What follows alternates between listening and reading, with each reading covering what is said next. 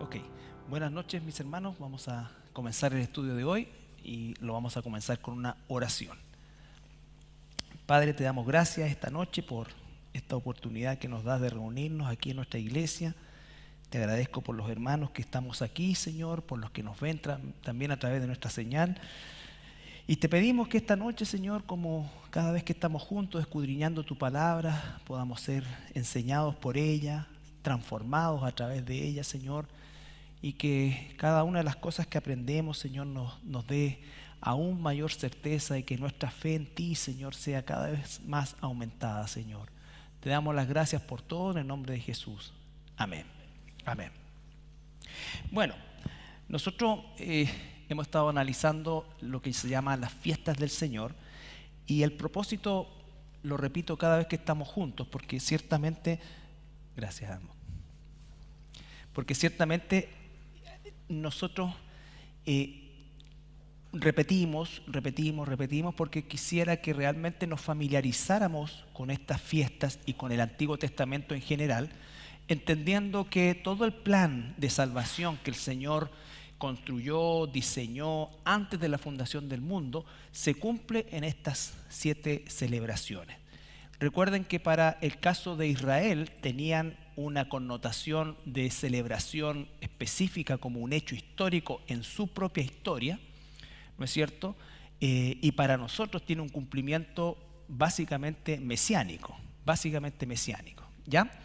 Entonces, cuando hablamos de estas 7 fiestas, entendemos que todo lo que pasó hacia atrás era una figura de lo que el Mesías vendría a cumplir en el momento que Él apareciera en escena. Por lo tanto, las primeras 4 fiestas, que son las fiestas de la primavera, constituyen el cumplimiento de la primera venida de Jesús, ¿ya? Jesús vino en Pascua, Él es el Cordero del sacrificio, el Cordero de Dios, y por lo tanto Él cumple esa representación que se hizo durante siglos a través de el sacrificio de un cordero, específicamente en el tiempo llamado de la Pascua, ¿ya? Panes sin levadura constituyen la sepultura de Jesús como el pan de vida y el único pan de vida, y es el pan de vida porque Él no tenía pecado y por lo tanto Él se podía, por decirlo de alguna manera, levantar de los muertos porque no había en Él pecado. Primicia, lo que significa en el contexto histórico tardío o histórico pretérito, ¿no es cierto?, es el cruce del Mar Rojo. No me acuerdo si lo vimos. La Pascua, los panes sin levadura en Egipto, ¿no es cierto?, y 3 días después estuvieron frente al Mar Rojo. El Mar Rojo se abre y entonces esto conmemora lo que se llama primicias, el comienzo, los primeros frutos del pueblo libre. A eso se refiere, ¿ya? Pero posteriormente adquirió una connotación agrícola. Lo mismo que la fiesta de Pentecostés, que inicialmente constituye 50 días después de cruzar el Mar Rojo, estaban a los pies del monte Sinaí y escuchan los 10 mandamientos de forma verbal. Recuerden, ¿no es cierto? El pueblo escuchaba como una voz de bocina, escuchaba la voz de Dios. Después Moisés sube, ¿no es cierto?, y los recibe escritos en tablas de piedra. Entonces, posteriormente, además se agregó una connotación de tipo agrícola. El comienzo de la primavera con la primicia de la cebada y el término de la primavera con la primicia del trigo, ¿ya? Jesús es el Cordero de Pascua, sacrificado el 14 de Nisán entre las 2 tardes. Después, al día siguiente, el día 15, se celebraba panes sin levadura, que era un feriado, hablemos de feriado. Luego, 3 días después, primicias. 50 días después de las primicias, Pentecostés o Shavuot, fiesta de la semana. Todas estas ya están cumplidas por el Señor, ¿ya? Él las cumplió. Ahora, las 3 que siguen representan la segunda venida de Cristo, o mejor dicho, se van a cumplir en la segunda venida de Cristo, que son trompetas o Yom Teruah, perdón o Yom Kippur. La palabra Yom es día, y tabernáculos o Sukkot en el hebreo. Estas 3 faltan por cumplirse, ¿Ya? Entonces, como lo dijimos al principio de este estudio, cuando analizamos estas tres fiestas por primera vez como pueblo de Dios, estamos mirando hacia adelante, hacia algo que va a suceder. Hasta ahora hemos estudiado algo que sucedió y que sigue vigente, por supuesto, para nosotros, porque todo esto está vigente todavía, porque obviamente hasta que el Señor así lo disponga. Pero hay un intervalo importante que va a producir el cumplimiento de esta fiesta de trompetas o Yom Teruah. ¿Ya? ¿Estamos bien hasta ahí? ¿Se entiende? Familiarizarse con esto, 4 fiestas, 7 fiestas, 4 de la primavera, 3 del otoño, 4 ya cumplidas por Jesús, 3 por cumplir por el Señor Jesús. Entonces, si nosotros reconocemos, y está ya no solamente comprobado, sino que ya está cumplido, que las 4 primeras se cumplieron exactamente en los tiempos determinados por Dios, ciertamente las 3 siguientes se cumplirán de igual manera. ¿Ya? Bueno, esto lo vimos con el tema del cambio del calendario. Recuerden que hasta de Génesis 1 a Éxodo 11 corría un tipo de calendario que es el que conservan muchos ortodoxos hasta el día de hoy. Pero a partir de la primera Pascua o del capítulo 12 de Éxodo, se cambia. El 4º mes pasa a ser el primero y el primero pasó a ser el 7º, Tisri. ¿Ya? Lo que inaugura las fiestas de otoño son el Yom Teruah. Estas 3 fiestas de otoño, como dijimos, que tienen su cumplimiento en la segunda venida de nuestro Señor. Trompetas es el primero de las fiestas, la leemos en Levítico 23, 24, 25, solamente para recordarla. Lo repetimos, vuelvo a insistir, porque debemos familiarizarnos para que no veamos esto como algo ajeno a nosotros o lejano a nosotros o que le pertenece a Israel solamente. No, esto no solamente nos pertenece a nosotros, sino que nosotros somos parte activa de lo que viene a continuación. Levítico 23, 24, 25. Habla a los hijos de... Y habló Jehová a Moisés, diciendo: habla a los hijos de Israel y diles: en el mes 7º, al primero del mes, tendréis día de reposo, una conmemoración al son de trompetas y una santa convocación. Ya. Entonces está hablando de el establecimiento de esta fiesta de trompeta. Cuando nosotros analizamos, estas 4 primeras, todas tienen más o menos indicaciones de qué hacer. El día 10 toma un cordero, elígelo todo, y después cuando preparas la cena se tiene que quemar de tal manera, Panes sin levadura, lo mismo, se preparan los panes sin levadura. Durante este tiempo se saca toda la levadura de la casa, primicias e ir a presentar la primicia a la cebada para que el sacerdote las meciera. Y Pentecostés es esperar el día, ¿no es cierto?, de la cosecha también, y el día, por supuesto, donde se entregó la ley, ¿ya? Pero trompetas no tiene ninguna actividad, ¿no es cierto?, en particular que se les dé a hacer. No tienen que elegir un cordero. Lo único que tienen que estar es expectantes, ¿ya? Expectantes, esperar.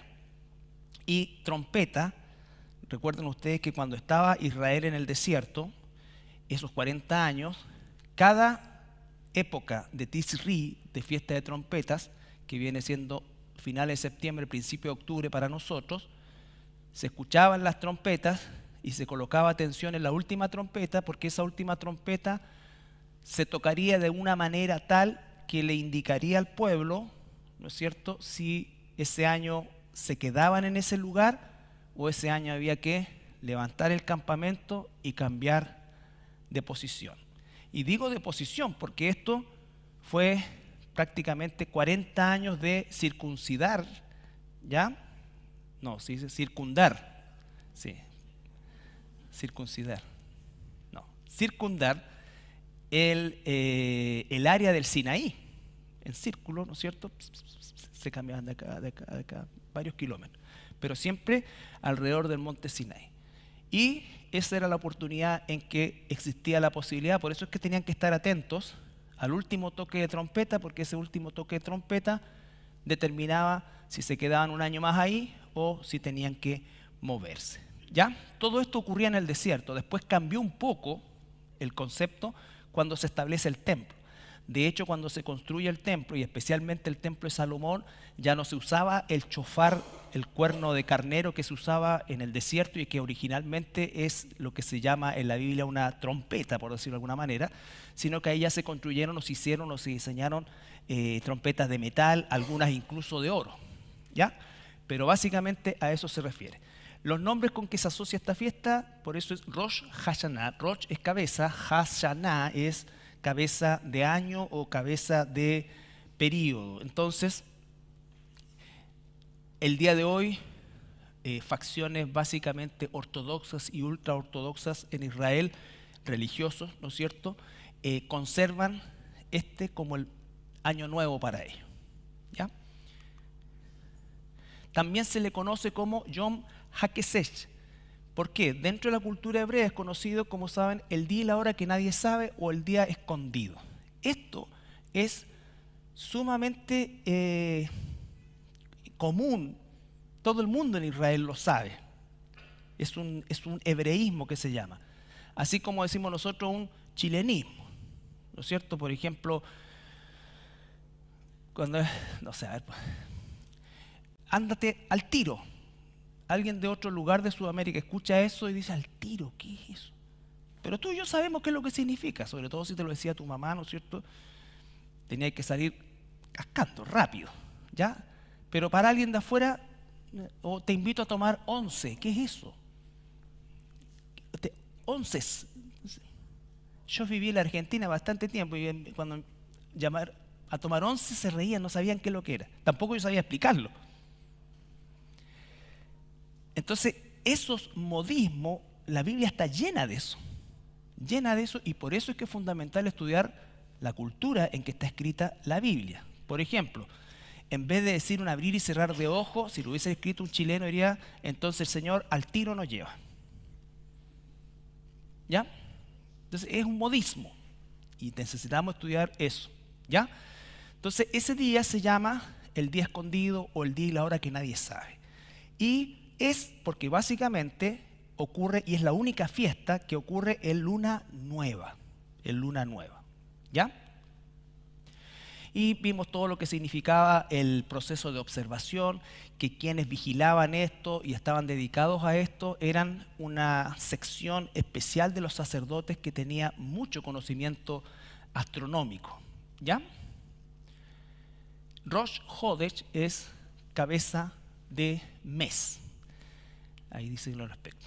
Bueno, esta incertidumbre, dice, podía durar más o menos entre el día 28 y 30 del mes. Entonces, por eso se llama el día y la hora que nadie sabe, porque se podía iniciar la fiesta en cualquiera de estos, o sea, entre el 29 y el 30, noche del 28, noche del 29 o noche del 30.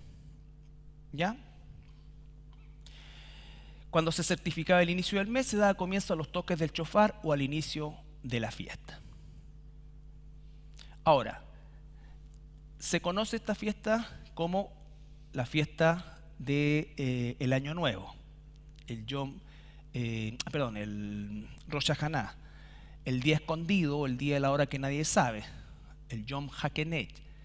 Y también se le conoce como el día de la coronación de los reyes.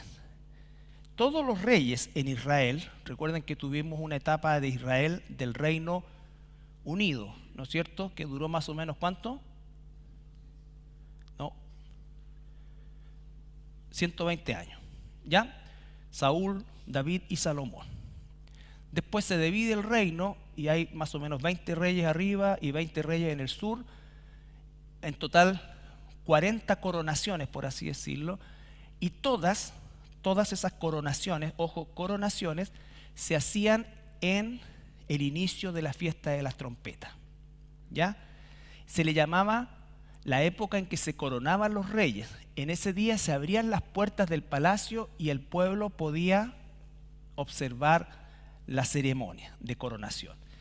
La coronación era distinto de el nombramiento, ¿no es cierto? Por ejemplo, que era muy propio del Reino del Norte, en que se sucedían asesinatos. Entonces, no sé, pues, asesinaban al rey en marzo y asumía a su hijo, asumía desde ese momento, pero era coronado en septiembre. ¿Ya? Hoy día pasa lo mismo. El presidente de la República gana en diciembre o en noviembre, ya es el presidente electo, ya es el presidente, pero recibe la banda en marzo.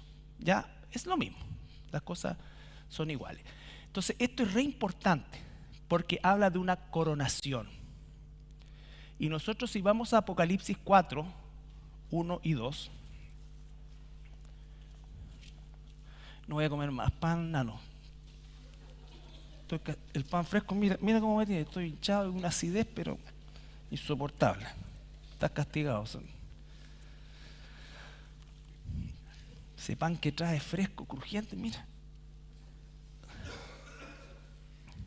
Dime ahora, si te comieras uno no te pasaría eso. Pero como me como tres. Señor. Ya. Después de esto miré, y he aquí una puerta abierta en el cielo. Y la primera... Momento. Miré, y he aquí una puerta abierta en el cielo. Ese es el apóstol Juan, ¿no es cierto? Y ve una puerta abierta en el cielo. Y la primera voz que oí, como de trompeta, hablando conmigo, dijo: sube acá, y yo te mostraré las cosas que sucederán después de estas.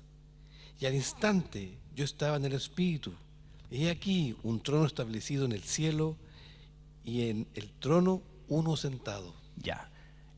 Vamos, el apóstol Juan, mira, el libro Apocalipsis, antes de explicar, 1:19, por favor.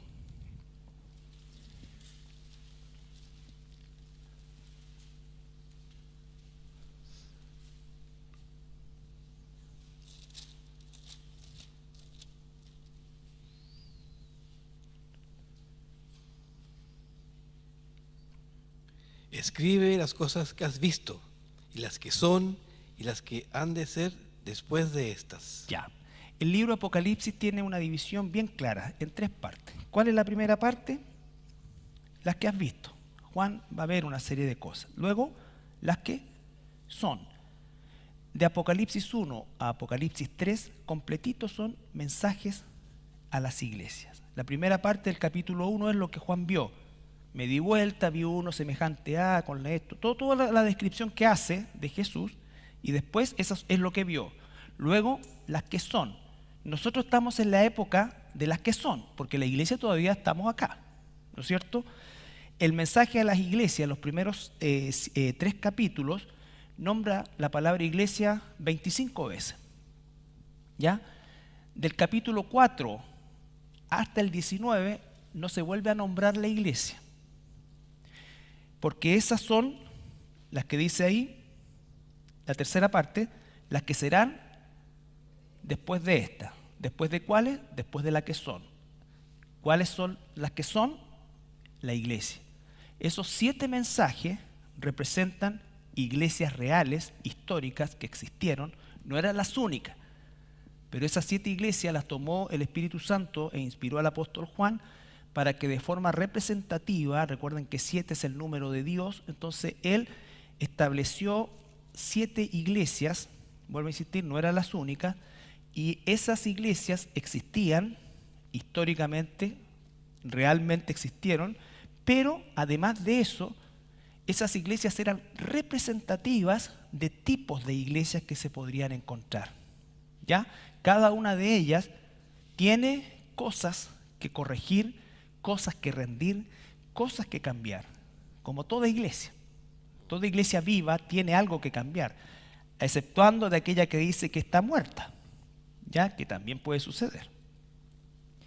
Entonces, esas son las que son. Ahora, las que sucederán después de esta está hablando de lo que nos va a empezar a contar en el capítulo 4, versículo 1. Después de esto, por favor, otra vez. Después de esto miré, y aquí una puerta abierta en el cielo, y la primera voz que oí como trompeta, hablando conmigo, dijo: sube acá, y yo te mostraré las cosas que sucederán después de estas. Ya, como de trompeta, tengan en cuenta eso. Cuando el Señor se aparece a Juan en la isla de Patmos, dice que cayó como muerto y escuchó un estruendo, ¿no es cierto?, como de trompeta, y se está refiriendo justamente a Jesús. Recuerden, después en Tesalonicenses va a decir: el Señor mismo con voz de mando, con trompeta de Dios los llamará. ¿Ya? Aquí es Juan el que sube.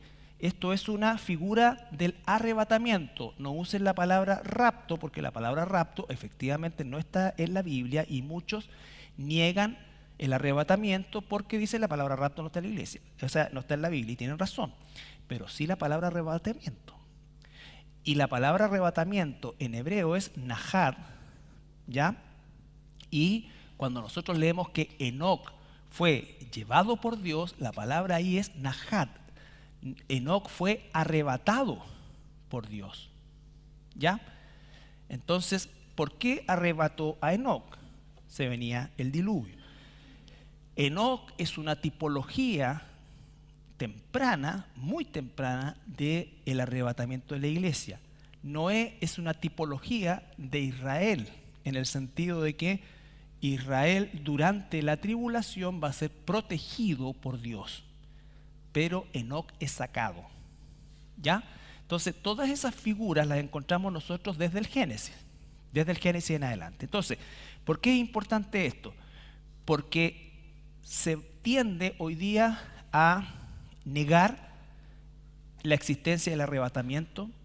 Se habla muchas veces que todo esto es una especie de alegoría, ¿ya? Y que las cosas ya se cumplieron. Algunos incluso dicen que ya estamos viviendo el milenio y obviamente no hay fundamento bíblico para eso. Porque hay etapas bien específicas y que están determinadas por las 7 fiestas. Por las 7 fiestas. Si yo digo que el milenio es una alegoría, tendría que decir entonces que la Pascua también fue una alegoría. ¿Ya?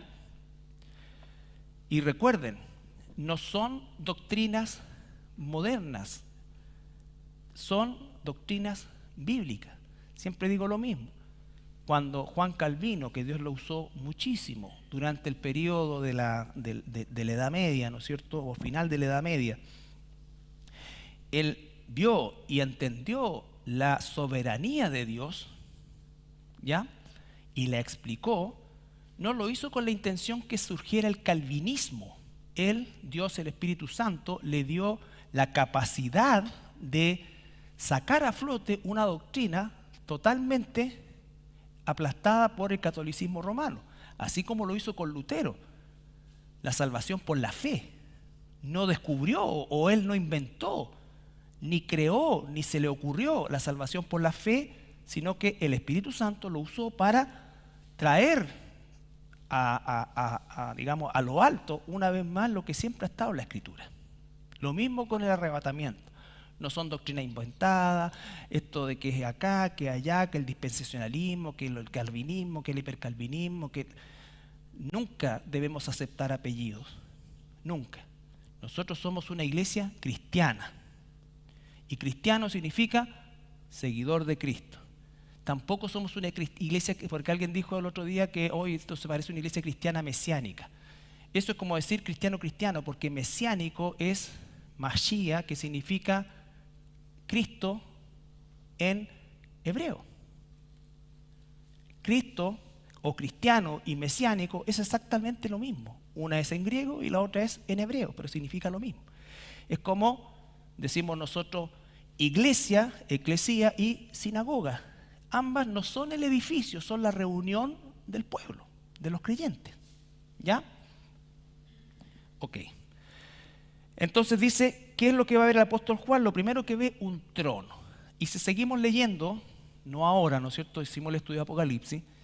Si seguimos leyendo, vamos a encontrar la descripción del trono y vamos a llegar a un punto en que Jesús es coronado.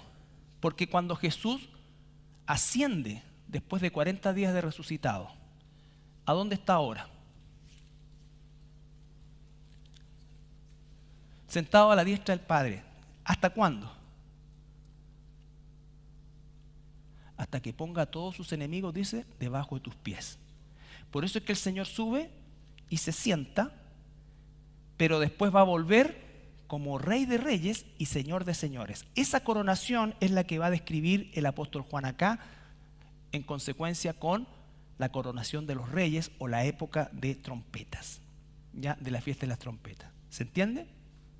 Entonces se abren las puertas, por eso dice que vi una puerta abierta en el cielo, porque es lo que pasaba. Durante el resto del año nadie entraba a ese lugar, pero el día de la coronación, el día de trompeta, o durante el periodo de la fiesta de trompeta, se abrían las puertas del palacio, a veces del templo,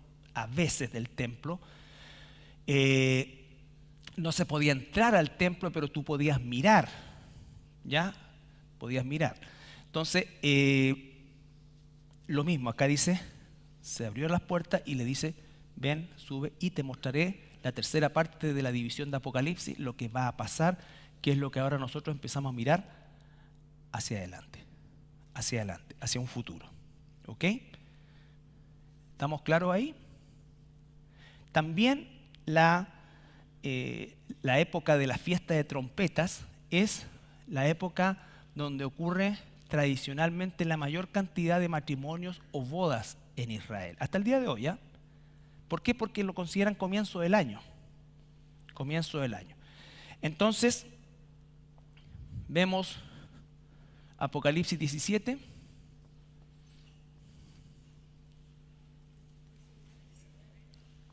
Eso dije, dicen, no, el acidez. Nano, por favor, cierra esa panadería. El ácido me está afectando el cerebelo. 19, 7 y 8.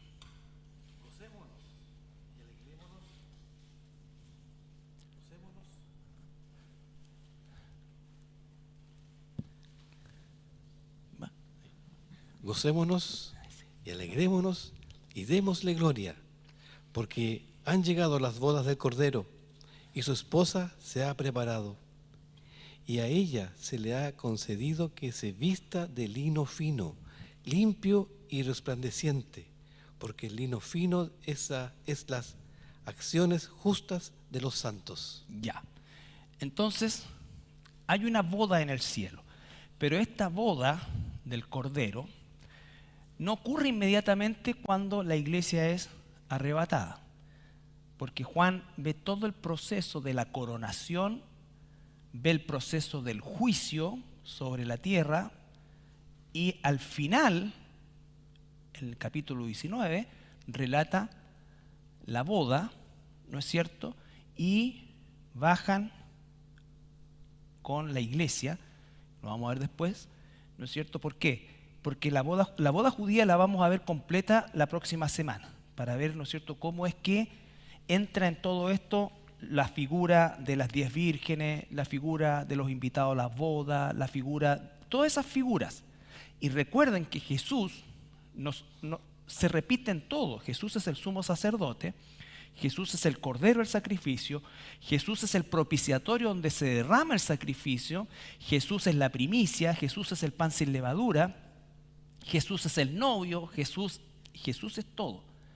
Entonces no es que exista como transposición de cosas, sino que Jesús representa cada una de estas cosas. Él es el esposo, pero también es el cordero que aparece con el rollo con 7 sellos, ¿no es cierto? Y es también el que está sentado en el trono y es el que corona. Entonces todo es Él, ¿ya? En la boda judía, solo como un anticipo, existía una instancia en la cual en la ceremonia de boda propiamente tal, ¿no es cierto?, el desposorio, por así decirlo, ocurría en una actividad súper íntima, ¿ya? Donde normalmente estaba la familia y el rabino que casaba o el sacerdote, según era en Jerusalén o si era en alguna localidad fuera de Jerusalén, donde había jurisdicción de los rabinos, ¿ya? El rabino entonces los casaba, ellos tenían así. Después de ese casamiento, ¿ya? Los novios iban a la casa que había construido el novio, que normalmente estaba en el terreno del padre. Por eso dice que solo el padre sabe el día y la hora. ¿Por qué? Porque el padre iba a revisar la construcción y decía, mira, te falta una estucadita acá, esta cosa de aquí, el piso falta nivelar. Menos mal que no era esa época, si no, no nos habríamos casado nunca. Pero, entonces, ya, está listo, aprobado. Ahora sí anda a buscar a la novia. Lo que está diciendo es eso, ¿no es cierto? Entonces, una vez que ocurría esta ceremonia privada, los novios o los esposos iban a la casa, consumaban el matrimonio y volvían después a la fiesta de las bodas, que no va a ser en el cielo, sino que va a ser en la tierra, en Jerusalén, y esa es la fiesta de los tabernáculos, el milenio. Por eso el Señor Jesús dice, no voy a volver a beber el fruto de la vid hasta que lo tome en mi reino. ¿Ya? Entonces, eso lo vamos a ver en detalle. Pero trompeta también es época de bodas. ¿Ya? Entonces, por eso es que las analogías de Cristo, el esposo, la iglesia, la esposa, todo eso es fundamental entender. Y ahí vamos a interpretar, según lo que la Biblia nos muestra, quién es el amigo o quiénes son los amigos del novio, quiénes son los santos de la tribulación, por ejemplo, que están en otro lado, están debajo del trono, quiénes son los invitados, quiénes son los falsos invitados, que también lo va a ver, y entender la parábola de las 10 vírgenes a la luz de este conocimiento. ¿Ya? Entonces, el día de trompeta se conoce como Año Nuevo o Rosh Hashanah, el día escondido, se conoce como el día de la coronación de los reyes, época de bodas en Israel, y 2 o 3 más que no las vamos a ver, porque son más bien de carácter ya cultural. Esto es lo que podemos nosotros extraer bíblicamente. ¿Ya? Entonces, ahora, ¿cuándo empezaba la fiesta? O cuándo se empezaba, mejor dicho, a tocar las trompetas. ¿Ya? Esta es la luna nueva, pero astronómica. ¿Qué significa eso? Una luna nueva astronómica es la luna negra entera. No es la luna nueva bíblica. La luna nueva bíblica es cuando aparece la primera uñita. Entonces, aquí estaba el final del mes, se empezaba a poner oscuro, oscuro, oscuro, y cuando ya estaba completamente oscuro, empezaban a tocar la trompeta. Eran 100 trompetazos. ¿Cómo los dividía? No lo sé, pero eran 100 trompetazos. Entonces, y el último trompetazo era cuando aparecía la uña, el nuevo mes, ¿no es cierto? Y este era el largo, este era el especial, este era el último. Cuando empezaba, indicaba que empezaba el mes. ¿Ya? Entonces, esto es re importante porque ahora la fiesta de las trompetas y el arrebatamiento de la iglesia. 1 Corintios 15, 50, 54.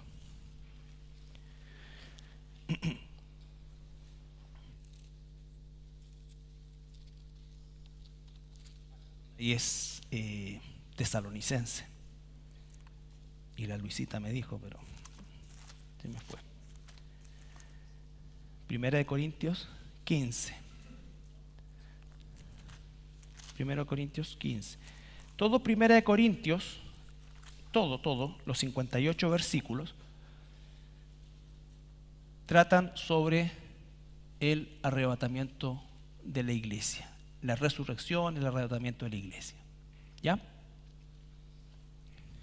Pero esto digo, hermanos, que la carne y la sangre no pueden heredar el reino de Dios, ni la corrupción hereda la incorrupción. Ya, entonces, hay movimientos llamados cristianos que dicen que nosotros ya estamos viviendo el milenio, que estamos en el reino de Dios y que el reino de Dios ya llegó.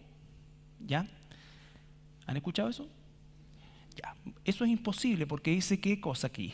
Que la carne y la sangre no pueden heredar el reino de Dios. Y mientras estemos nosotros en carne y sangre, nosotros somos ciudadanos del reino, pero estamos en un peregrinaje por esta tierra.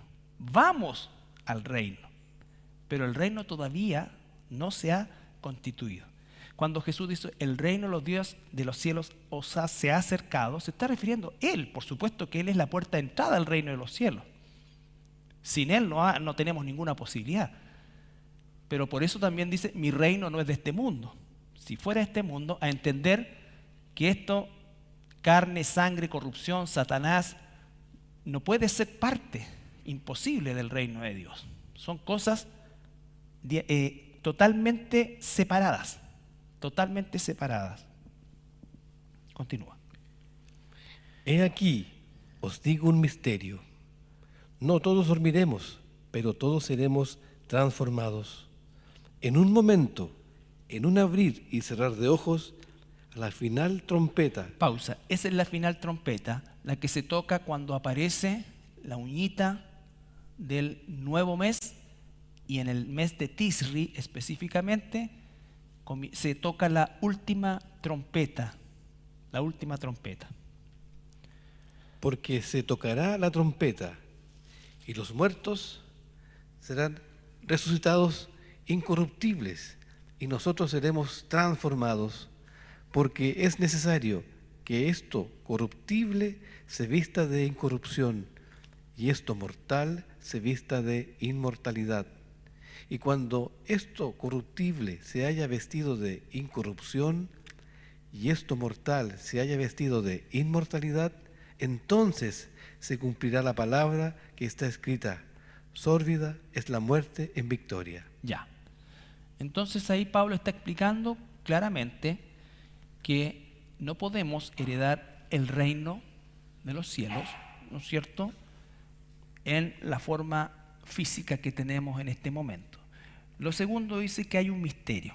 ¿Y ese misterio en qué consiste? Él lo revela ahí mismo, dice, no todos dormiremos. Siempre cuando se habla de la muerte de un cristiano, se habla de que duerme, ¿no es cierto? Y entonces, no todos dormiremos, pero sí todos seremos transformados. Y dice, a la final trompeta, y hace como un énfasis, incluso dice, porque se tocará la trompeta, ¿ya? Esa es nuestra esperanza, hermanos, porque así como se cumplió Pascua, panes sin levadura, primicias, Pentecostés, se cumplirá también trompeta. Y es el arrebatamiento de la iglesia.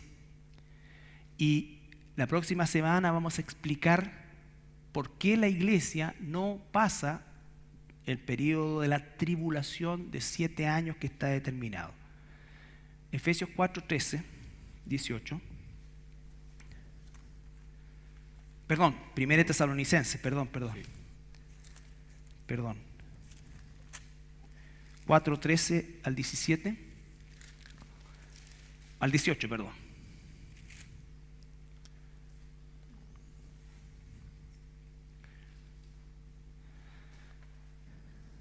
Tampoco queremos, hermanos, que ignoréis acerca de los que duermen. Pausa.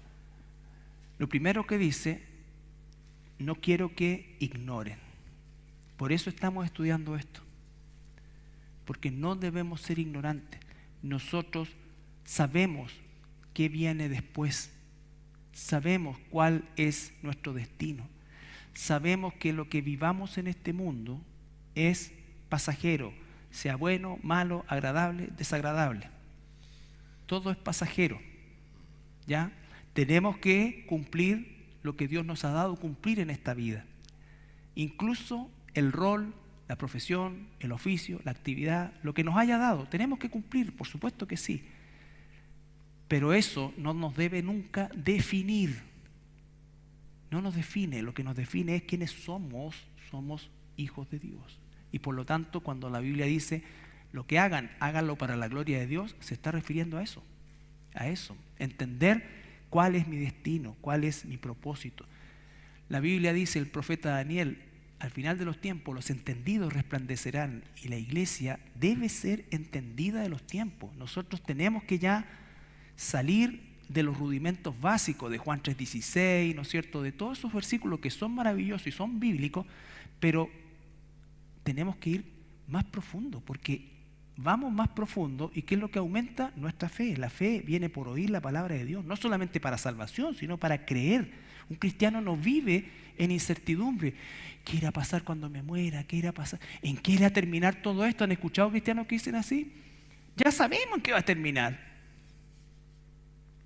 ¿Me entiende? Entonces eso nos da certeza, nos da fe, nos da misericordia, ordena nuestras prioridades. Ya no me peleo con mi vecino, ahora quiero orar por él para que se vuelva al Señor. Yo sé que no es fácil, yo sé que las relaciones humanas son difíciles, siempre, pero nosotros como hijos de Dios tenemos otra misión. Dale. Tampoco queremos, hermanos, que ignoréis acerca de los que duermen, para que no os entristezcáis como los otros que no tienen esperanza. Eso es repotente. Sigue.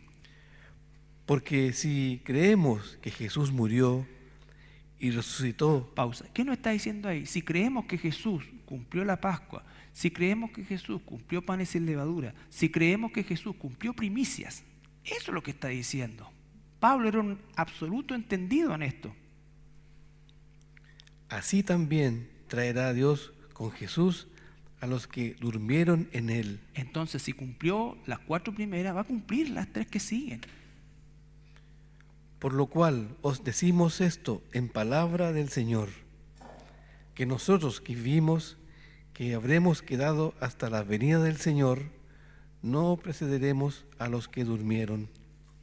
Porque el Señor mismo, con voz de mando, con voz de arcángel y con trompeta de Dios, descenderá del cielo, y los muertos en Cristo resucitarán primero. Ya, el Señor mismo. Ojo, en el libro Apocalipsis, si lo han leído, van a encontrar que aparecen 7 trompetas. Pero ¿quiénes tocan esas 7 trompetas? 7 ángeles. Y son un juicio. Aquí está hablando de una fiesta. Y aquí está hablando del Señor mismo, no de un ángel. Dice, el Señor mismo, con trompeta de Dios. Porque el Señor mismo, con voz de mando, con voz de arcángel y con trompeta de Dios, descenderá del cielo, y los muertos en Cristo resucitarán primero. Luego nosotros, los que vivimos, los que hayamos quedado, seremos arrebatados juntamente con ellos en las nubes para recibir al Señor en el aire, y así estaremos siempre con el Señor. Entonces ahí aparece la palabra arrebatados, del griego harpazo. No es un rapto. El rapto en ese tiempo y en cualquier tiempo tiene casi una connotación delictiva. Arrebatamiento es tomar a alguien, ¿no es cierto?, incluso de forma abrupta, pero para protegerlo de algo, algo que se está cayendo, un auto que viene, cualquier cosa, lo saco rápido, pero lo saco para protegerlo. Ya no lo rapto, lo arrebato. ¿Ya? Por tanto, alentaos los unos a los otros con estas palabras. Entonces, esto es de donde nosotros nos alentamos. Nosotros siempre decimos, Cristo murió por nuestros pecados, Señor, y eso es cierto y debemos siempre tenerlo pendiente. Pero ¿cuántas veces nos alentamos con esto? El Señor viene pronto, no para escapar del mundo, en el sentido, ¿no es cierto?, de ser un escapista, sino que de entender que qué ánimo te puedo dar yo a ti o a una persona o a un hermano, ¿no es cierto?, que está en una condición terminal. ¿Dios puede sanarlo? Por supuesto que sí, pero al parecer decidió no hacerlo. ¿Qué esperanza le puedo dar yo Y para eso es esto, para que si nos toca pasar por ese valle, esta es nuestra convicción. Esta es nuestra convicción, o lo que sea. Esto es lo que nos tiene que levantar cada mañana. Cada mañana. Y no estoy diciendo que el arrebatamiento de la iglesia, ¿no es cierto?, va a ser en tal época, en cual época, de la nada. La fiesta de trompeta es de septiembre, finales de septiembre, principio de octubre. Si el Señor ha cumplido la hora, porque dice el día y la hora, día y hora. Yo tengo que conocer la época, tengo que ser entendido en los tiempos. Y alguien dirá, bueno, no digas eso, porque entonces los hermanos se van a portar mal de enero a agosto. A mediados de agosto se van a empezar a poner las pilas, va a ser la iglesia llena y todo el mundo diezmando, ofrendando, haciendo aseo. No, quien haga eso, yo creo que nunca se convirtió, porque es lo mismo que digo yo, la gracia de Dios me cubre y me perdona. Y me pongo a pecar como loco. Un verdadero hijo de Dios jamás va a actuar así. No se preocupen de eso. Entonces, esto es lo que nos enseña la Biblia. Esta es mi convicción, de acuerdo a esto y a muchas otras cosas que no están ahí. Pero esta es mi convicción, que Dios cumplirá el arrebatamiento en la época de trompeta. Porque las otras las ha cumplido al pie de la letra. Al pie de la letra. ¿Qué me dice? El día y la hora no lo sé. Y acabo de explicar a qué se refiere eso. Entonces, esos son los argumentos. Esos son los argumentos. Y espero que sea tu convicción. Y si no, bueno, también es respetable, porque como digo, estamos por primera vez mirando al futuro. Al futuro. Estos son los argumentos bíblicos. ¿Ya? No estamos diciendo el 4 de septiembre el Señor va a aparecer y no, ninguna de esas cosas. Esta es una época. Por algo no hay una fecha exacta para esta fiesta. Porque Yom Kippur y Tabernáculos tienen fechas específicas. La única que no tiene una fecha específica es esta. Y estas son las razones. ¿Ya? Ok. La próxima semana vamos a ver la fiesta de Yom Kippur. Y vamos a explicar por qué la iglesia no pasa por la tribulación ni gran tribulación. ¿Ya? Solo un adelanto. Hechos 14, 19 al 23. El que nosotros no estemos pasando tribulación y no nos estén persiguiendo no significa que la iglesia no está siendo perseguida ni ha sido perseguida. Recuerden que oramos, los que vienen a orar, hay un punto de la oración donde incluimos el ministerio La Voz de los Mártires. El ministerio La Voz de los Mártires es un ministerio, no me gusta decirlo, pero aparece interdenominacional. Pues nosotros somos cristianos, ya, que visibiliza esa palabra que tanto le gusta a los progres, que visibiliza la realidad de la iglesia perseguida hoy, tiempo real. Yo les contaba en la tarde a mis hermanos, a los hermanos que por medio del pastor Daniel conocí pastores de Pakistán y ellos se reúnen en una cueva, como 50, 60 personas, en una cueva detrás de un cementerio. Como los musulmanes son supersticiosos, no atraviesan el cementerio. Entonces ellos oscurecen y atraviesan el cementerio.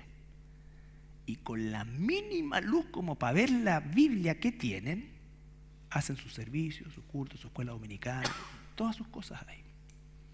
Y vienen de distintos lugares. 3 veces en la semana se reúnen. A veces se quedan a dormir ahí para que se haga el día y se van. Entonces no estoy diciendo que nosotros tenemos que pasar por penuria. Dios nos dio esto. Pero tenemos que ser un poquito mejores de lo que quizás estamos siendo. Porque estamos de repente tan envueltos en nuestras cosas que creemos que el mundo depende de eso. Que el mundo depende, y nos pasa a todos, hermano. A todos. ¿Ya? Entonces, ellos se reúnen ahí. Lo único bueno es que no le cobran contribución ahora que es el mes de abril para enriquecer a nuestra autoridad. Entonces, pero viven así. Viven así. Y la pregunta es, ¿y qué pasa si eso llegara acá? Si nos quitaran todo, ¿dónde nos vamos? ¿Qué vamos a hacer? O sea, si alguien no se congrega en estas condiciones, dudo que lo haga en las otras. ¿Ya? Y sí, tenemos que nosotros de repente esforzarnos y matar la modorra para estar, para venir, para hacer, para esto, y entiendo, y no se trata de que vamos al cielo por asistencia, vamos al cielo por la sangre de Cristo, pero el estar en el cuerpo es una parte fundamental de esto, de estar justamente unidos en el Señor, unidos en el Señor. Y Él nos da la posibilidad de tener esta casa, ¿no es cierto?, donde tenemos todo lo que necesitamos para. Entonces siempre ser agradecido al Señor. Todo se puede mejorar, pero siempre agradecer.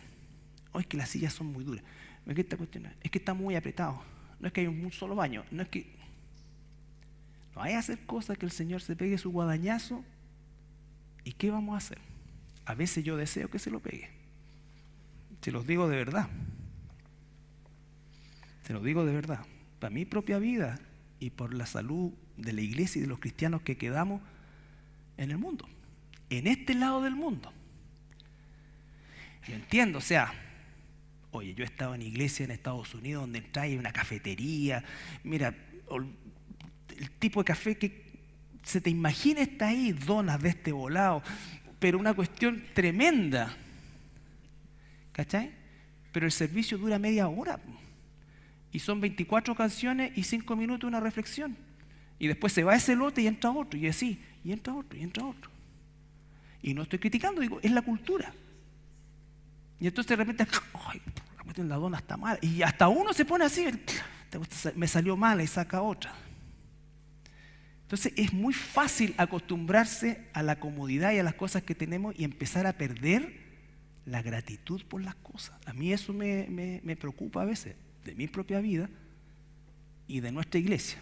Las demás tendrá que ver. Lee. Hechos 14, 19, ¿no? 19 al 23. Entonces vinieron unos judíos de Antioquía y de Iconio, que persuadieron a la multitud y habiendo apedreado a Pablo, le arrastraron fuera de la ciudad pensando que estaba muerto. Pero rodeándole los discípulos, se levantó y entró en la ciudad. Y al día siguiente salió con Bernabé para Derbe. Y después de anunciar el evangelio a aquella ciudad y de hacer muchos discípulos, volvieron a Listra, a Iconio y a Antioquía, confirmando los ánimos de los discípulos, exhortándoles a que permaneciesen en la fe y diciéndoles: es necesario que a través de muchas tribulaciones entremos en el reino de Dios.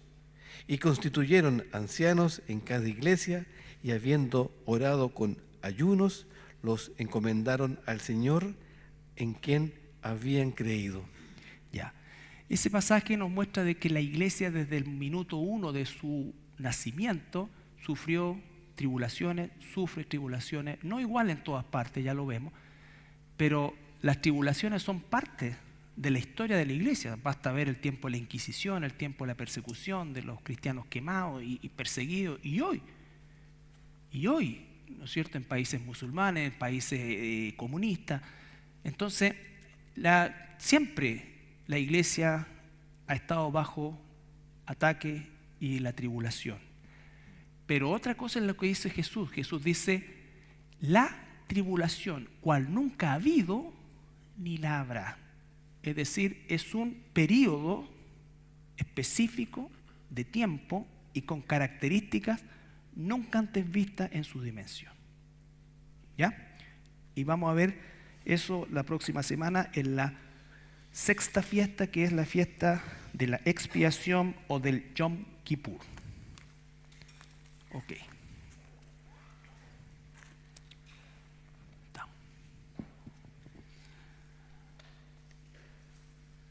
¿Estamos todos bien? ¿Estamos claros? Hay que irlo asentando todo, pero todo va a encajar, se lo aseguro. Ya. ¿Una pregunta?